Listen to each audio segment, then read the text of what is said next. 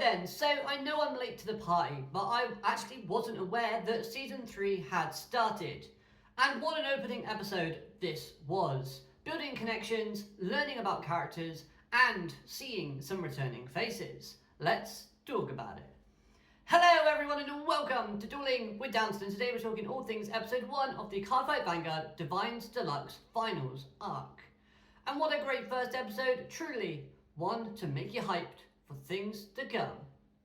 Now then, before this season started, I did try to predict the first round matchups of the knockout stages.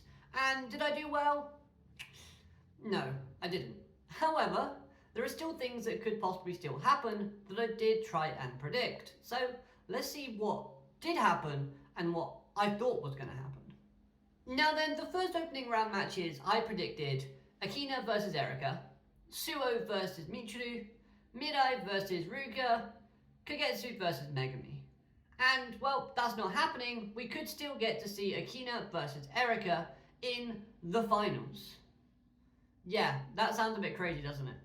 If both characters win their opening match and the semi-final matchups, in the way that the tournament tree looks, it looks like we could be heading to a Akina versus Erika finals, which would also be a rematch.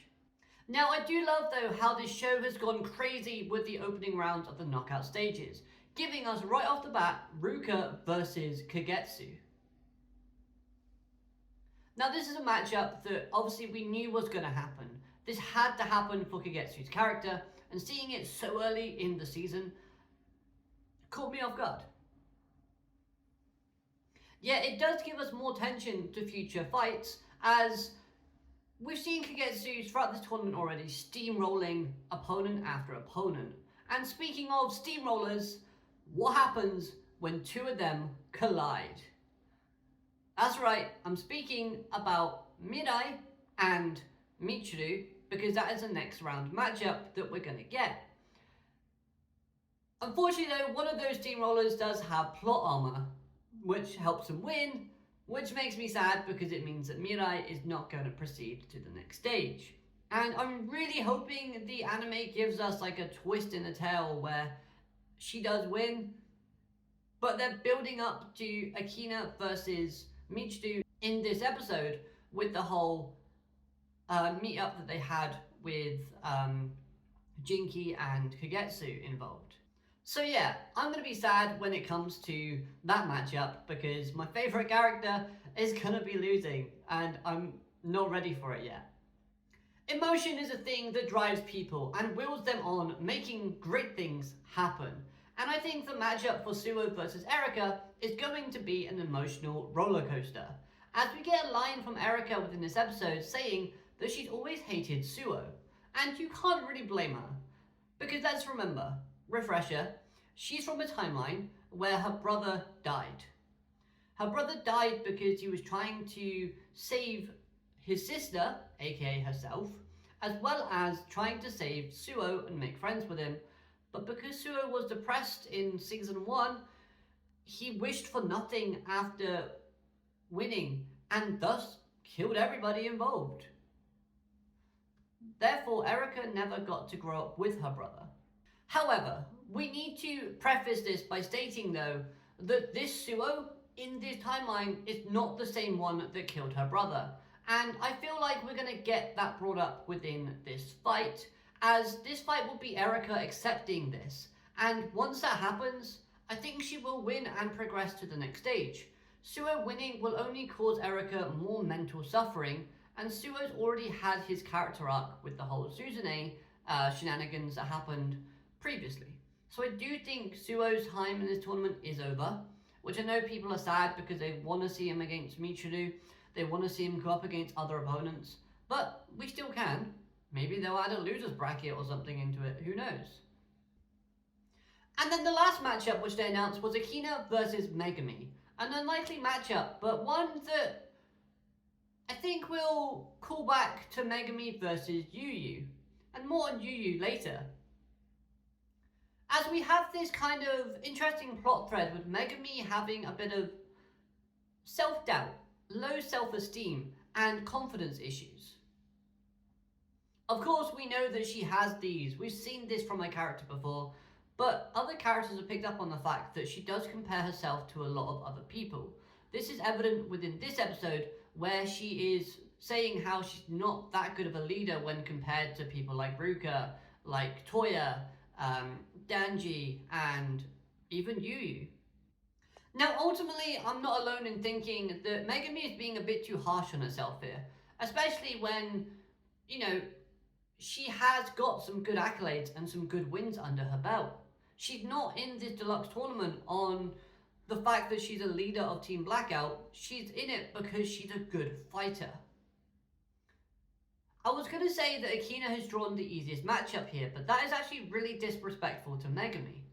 And when it comes to her win/loss record against Blue-haired protagonist, she's 50-50 if you don't count the unknown result.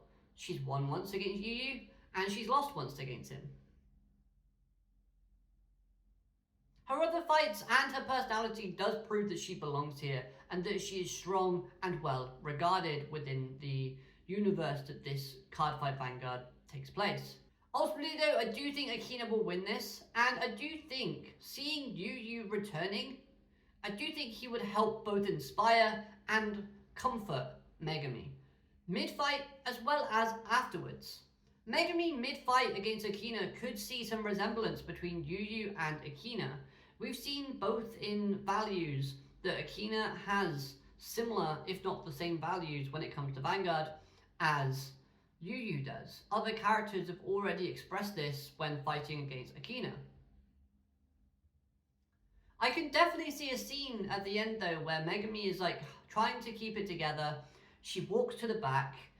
She's all, thinks she's on her own. She's sad. She's crying. And Yu just stood there waiting for her and says, "Well done, you did well," with a proud smile on his face. And I do think that's going to be a very emotional scene that we see, but also it will help to re-show the bond and connections that these two characters had back in Overdress.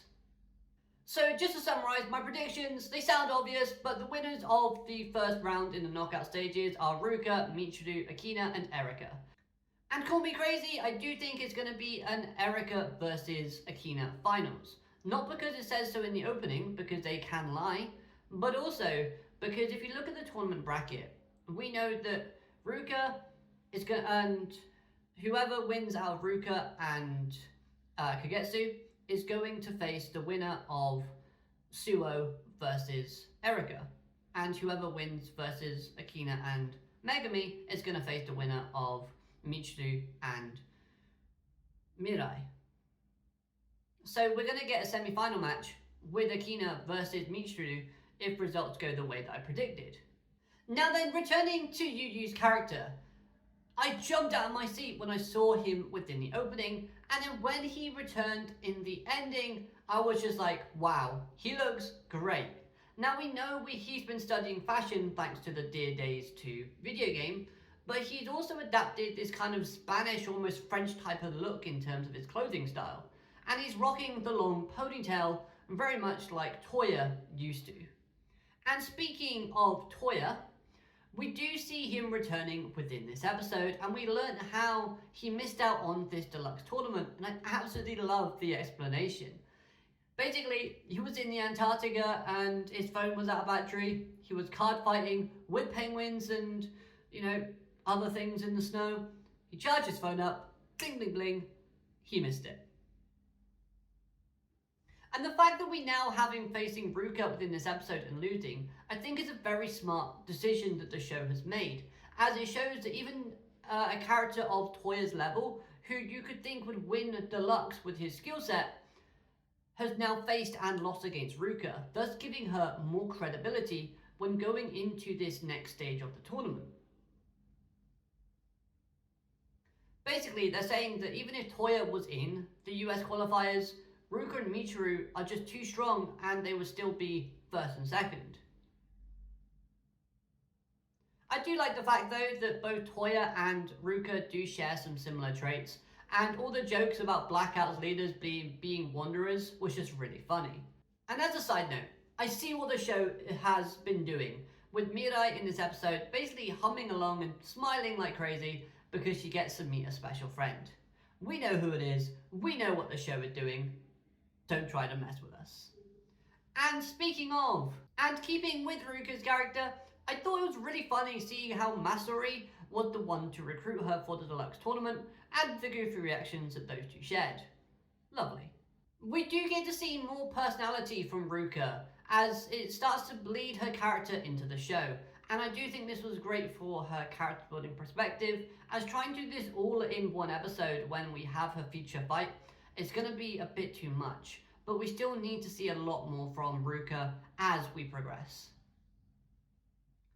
Now, seeing the Hikaris talking was wholesome and sweet, and I liked how they do have this mutual respect and understanding for each other, despite the little one not liking Erika. Taking a trip down memory lane was really nice, but who is Kurumi?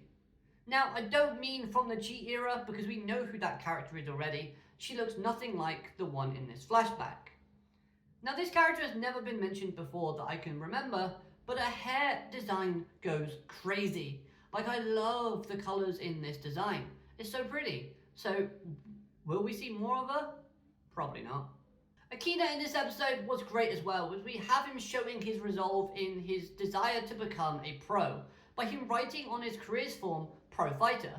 Plus, we get him saying that he'll beat Erika after Hikari passes along the message, showcasing that not even family can stop him in his desire to step up and go pro. Now also, he didn't back down against Michiru, and I thought this was great. The exchange with Michiru and Kagetsu, Akina was left looking secondary. So I love the fact that we saw this fire, this passion within Akina. And we can't also forget the statement that Akina made to Now about making a change from being teacher and student to being rivals. Again, this joins in the line of wanting to be on the same stage as Now, the person that he sees most important to him. And finally, seeing Kagetsu get his old gear out helps to show that he's about to get serious. And it's true, because his dream and goal was to be able to face Ruka again, and now he gets that chance to trace it once more. This guy is locked in. You better watch out. Overall, this was an amazing episode, and it did a lot for the character building aspect of it, developing things like the plot and the lore, as well as getting you excited for the future. So I can't wait to see what happens, so hit that like button, hit subscribe, and comment your thoughts down below. Have a great day. Alligator, matane, goodbye.